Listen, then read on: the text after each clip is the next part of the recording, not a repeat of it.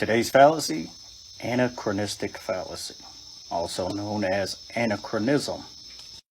That's when you take a modern concept of something and impose it onto an ancient civilization.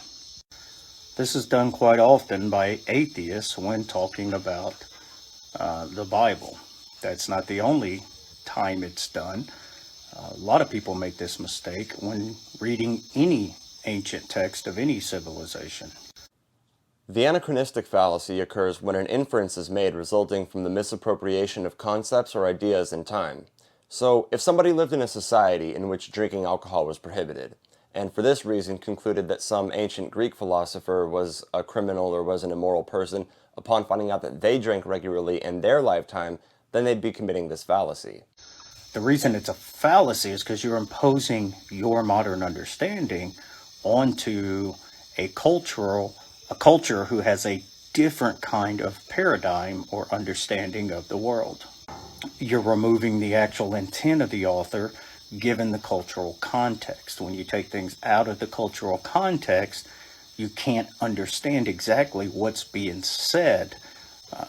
and what the point was. Sometimes what Eddie just described can in fact be fallacious, as we modern-day atheists shouldn't expect the authors of an ancient text like the Bible to have known what we know today about hitting children like the Bible condones being psychologically harmful. You see, the logical inference to make about a divinely inspired text is that it wouldn't make rules which seemed to be made out of the ignorance of the people of the time in which the text was written. So, sure, the ancient Israelites didn't have access to decades of psychological research available to them, so it would be an anachronistic fallacy to condemn this rule for psychologically harming children, unless it was being proposed that the people writing these rules were being given these rules by an all-knowing being, as an all-knowing God would surely be aware of the fact that hitting one's child causes psychological harm. So, if Christians wish to defend verses in the Bible like this one which condones hitting a child, or these ones which condone kidnapping and raping virgin girls after killing their entire families, or these ones which condone committing genocide against people who worship other gods, or these ones which command killing women who aren't virgins on their wedding nights, then their arguments aren't coherent to a belief system which is dependent on the claim that the Bible is the written word of God,